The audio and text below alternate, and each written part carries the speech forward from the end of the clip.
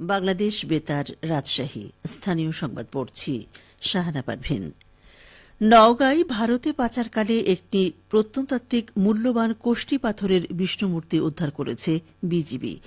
গতকাল জেলার পোরশা উপজেলার নিতপুর বিওপির নিয়ন্ত্রণাধীন সীমান্ত এলাকা থেকে এটি উদ্ধার করা হয়।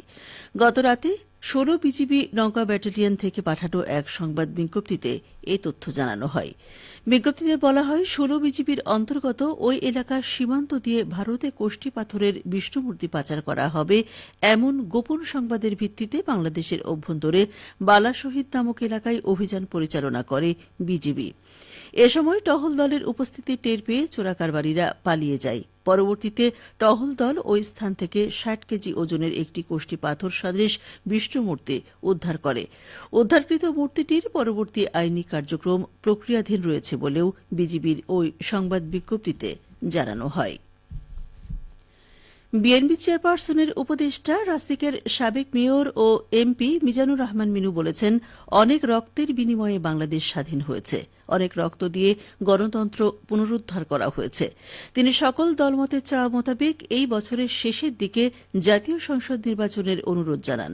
গতকাল রাজশাহী মহানগরীর ২৪ নম্বর ওয়ার্ড বিএনপি কর্তৃক আয়োজিত বিএনপি চেয়ারপারসন বেগম খালেদা জিয়ার রোগমুক্তি ও সুস্থতা কামনায় দোয়া ও ইফতার মাহফিলে প্রধান অতিথির বক্তব্যে এসব কথা বলেন তিনি। কবেলা হক ডিগ্রি কলেজের সহযোগী অধ্যাপক মোহাম্মদ একরামুল হকের সভাপতিত্বে বিশেষ অতিথি ছিলেন রাসিকের সাবেক মেয়র মোহাম্মদ মোসাদ্দেক হোসেন বুলবুল, রাজশাহী মহানগর জিয়া পরিষদের সভাপতি অধ্যাপক ড ইঞ্জিনিয়ার আক্তার হোসেন, রাবি শাখা জিয়া পরিষদের সভাপতি অধ্যাপক ড মোহাম্মদ এনামুল হক, জাতীয়তাবাদী শিক্ষক ফোরাম রাবি শাখার সভাপতি অধ্যাপক ড মোহাম্মদ আব্দুল আলিম ও রাবি শাখা জিয়া পরিষদের সাধারণ সম্পাদক অধ্যাপক ড ফরিদুল ইসলাম। যমুনার বালুময় চরে ফসল ফলিয়ে নিজেদের ভাগ্যের চাকা ঘোরাচ্ছেন সিরাজগঞ্জের চরাঞ্চলের মানুষ, কৃষক। চরাঞ্চলে বছর জুড়ে চাষ হচ্ছে অন্তত ১,০০০ কোটি টাকার বিভিন্ন ধরনের ফসল, যার উপর ভর করে বদলে যাচ্ছে চরের মানুষের জীবনযাত্রা। এ নিয়ে এখন শুনুন আমাদের সিরাজগঞ্জ জেলা সংবাদদাতার একটি প্রতিবেদন।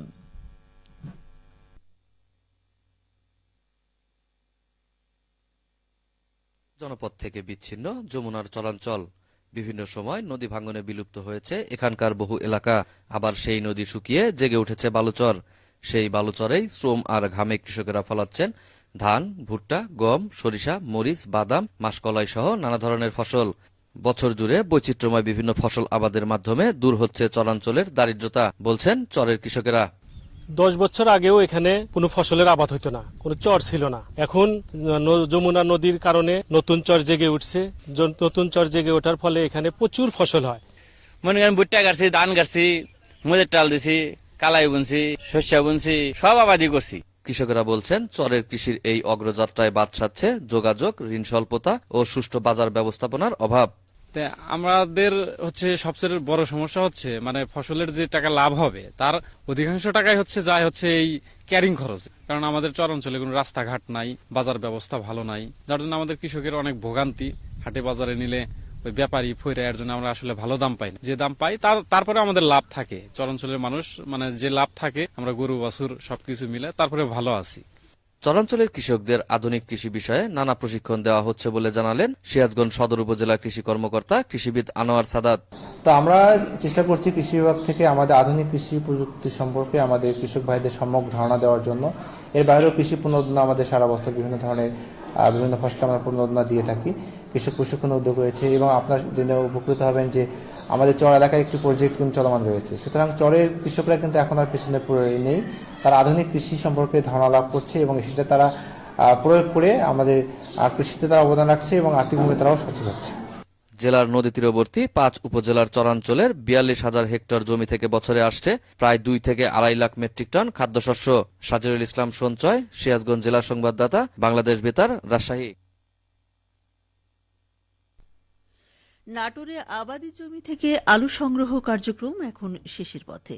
জেলায় 750 হেক্টর জমিতে আলু আবাদের লক্ষ্যমাত্রা থাকলেও আবাদ হয় 810 হেক্টর জমি। ইতোমধ্যে 692 হেক্টর জমির আলু সংগ্রহ করা হয়েছে। হেক্টর প্রতি গড় ফলন 21 টন ছাড়িয়ে গেছে। নাটোর কৃষি সম্প্রসারণ বিভাগের উপপরিচালক হাবিবুল ইসলাম খান বলেন, বিগত সময়ে বাজার মূল্য বৃদ্ধির ফলে কৃষকরা আলু চাষে উৎসাহী হয়েছেন। কৃষকদের প্রচেষ্টার সাথে কৃষি বিভাগের প্রযুক্তি সহায়তা ও পরামর্শ প্রদানের ফলে জেলায় আলুর আবাদ ক্রমশ বৃদ্ধি পেয়েছে, ফলনও ভালো পাওয়া যাচ্ছে। সবশেষে আবহাওয়া। আজ দুপুর 12টায় রাজশাহীতে তাপমাত্রা ছিল 24.2 ডিগ্রি সেলসিয়াস। এ সময় বাতাসে আপেক্ষিক আর্দ্রতার পরিমাণ ছিল 73%। রাজশাহী পার্শ্ববর্তী এলাকায় আজ ইফতার সন্ধ্যে 6টা 20 মিনিটে এবং আগামীকাল সেহরির শেষ সময় ভোর 4টা 47 মিনিটে। সংবাদ শেষ হল। আমাদের পরবর্তী স্থানীয় সংবাদ দুপুর 2টা 5 মিনিটে।